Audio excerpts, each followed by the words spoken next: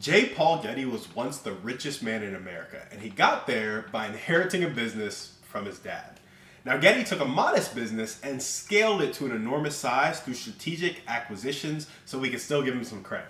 It started with a risky bet in Saudi Arabia. He took a bet in a spot where oil wasn't flowing, and luck went his way, and soon the oil started to flow. Later, he ventured into real estate, which included an estate in England and the Pierre Hotel in New York for notable real estate developments. All this led to his J. Paul Getty Trust with a $7 billion endowment. Now, his story is not just about wealth, it's about the definition of luck, which is when preparation meets opportunity, and Getty prepared himself for big rewards because he took big bets. Now, the question is, what can you learn from his bets? Send this to a friend who needs to bet on themselves and put themselves in a position to be lucky. All right, so first and foremost, we're going to talk about big bets. You just sent this to a friend who needs to bet on themselves and, put themselves in a spot to be lucky. So what do big bets really look like? Well, the first thing is the ability to risk. You got to be able to risk your time, your energy, your money, your effort in the hopes of something big. A vision so big it is worth the risk. But you don't want to risk it all. Because some people have different levels of risk tolerance. And so, for example, I have a decently large risk tolerance, but I also wouldn't say I'm willing to bet $1 million to make 1.5 million at this point in my life. Mostly because if I lost that whole million, I wouldn't be able to recover right now. And so when you're taking big bets, it's like take the biggest bet you can with what you have, the biggest surest bet you can with what you have, and start to stack those bets over time. And when you're thinking about this, you might be thinking, okay, well, I have $20, so the biggest bet I can make on $20 is like some sports betting, and hopefully I make back 30. But I would say that's not the biggest asset you have.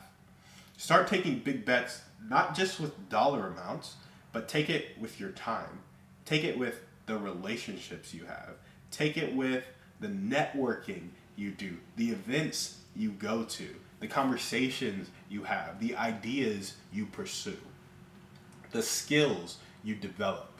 That's where you can start to take big bets, because if you have a lot of time, you can pursue big ideas and develop very meaningful skills and really build out your Rolodex of contacts that could help you grow. And once you do those couple of things and take big bets in those areas, you get around people who start to take big bets with money. And the thing about money is, there are like multiple billions, if not trillions of dollars of transactions that go on every day. So it's not that money's not moving, it's that you're not where the money is moving. So when you get where the money's moving, you will inevitably catch some of it. And so by taking big bets with the skills you pursue, the ideas you try to develop, and the people you try to get around, you'll get into the flow of money.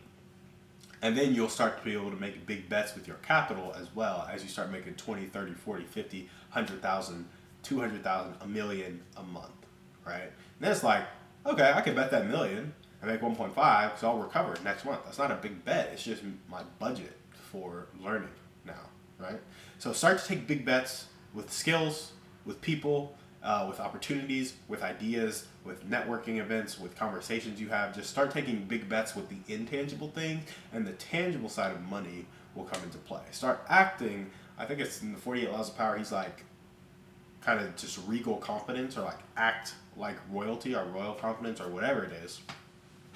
When you act like a king or a queen, you are typically treated like a king or a queen. And some people think that means acting snobby and acting like you own everything, but really, when you think about the best king, it was Christ, Son of God, who was a servant leader. And so when you serve people, but also know your worth, good things come your way. So start taking big bets in big ways that isn't just spending money. Finally, you get lucky. Actually, not finally. Next, you get lucky. And that's when preparation meets opportunity. So when you're taking these big bets, you are preparing yourself for when opportunity comes. You're taking big bets on the people you hang around, the skills you've developed, the capital you have to spend, and the ideas you have in your head. So because all of these ideas and skills are rattling around in your head and you're building this Rolodex of high-level people who can help you out, the next time there's a spot where you can buy land and potentially strike oil, proverbial oil. I don't know if the oil game is what's going to be the thing for you right now, but whether it's social media or AI or technology in the future or buying this business or scaling this service or creating this product, whenever that opportunity comes your way, you'll be prepared. You're like, oh, wait, I know somebody who can help me manufacture my product, and I know somebody who can provide the capital for my product, and I know how to market and sell. So because I know how to market and sell, all I need, oh wait, I met this dude last week and he can help me make the product really good. So I know a product guy, I can be the marketing and sales guy, I have a capital guy, and I have a manufacturing guy.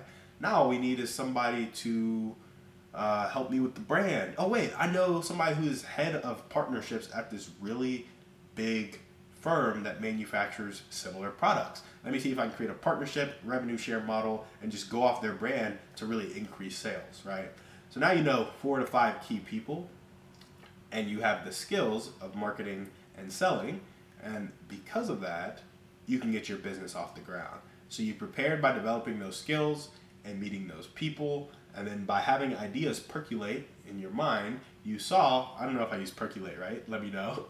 You saw the opportunity. And you were able to seize it because you had the relationships, you had the skills, and that gave you access to everything else that you needed. So get lucky by preparing. And as you prepare, opportunity will come your way. And Robert Kiyosaki says this, the deal of a lifetime comes around once per week. People just aren't prepared to see it or take advantage of it. So get prepared and find the opportunity that's coming your way every week, every month, and every year. And finally, diversify into real estate, but get cash flow first. So he struck oil, got a lot of cash flow, and then he bought a lot of real estate. And I think it's a similar model for us. Like real estate, unless you get into the business of buying real estate or the business of selling real estate, whether that's being a broker, a wholesaler, a flipper, it's like now real estate is an engine for profit as opposed to an engine for wealth. A lot of people buy real estate, they get a lot of money, then they buy real estate for the tax benefits and the kind of stable cash flow as it appreciates in a safe-ish vehicle. And you can go sell that to other people, raise a bunch of money, and then go buy a bunch of real estate and then have an AUM fee. But that is more in the finance markets, and you're a real estate professional, but it's the business of real estate. It's not just buying real estate. And those are two different things. And that's something I've learned. I used to think that real estate was all like passive. It's like, no, it's a full-time business of finding the deals, kind of operating the deals, and raising capital for the deals, and doing all that. It's a whole business. So when you diversify into real estate, you need to get cash flow first. You can either get cash flow from doing the business of real estate, or you can get cash flow from doing other types of business and then just buying real estate. So that's what we got for you guys today on the show. Thank you so much for watching. We will see you on the next one. And remember, we are a community of people judged not by our wealth, but by our impact.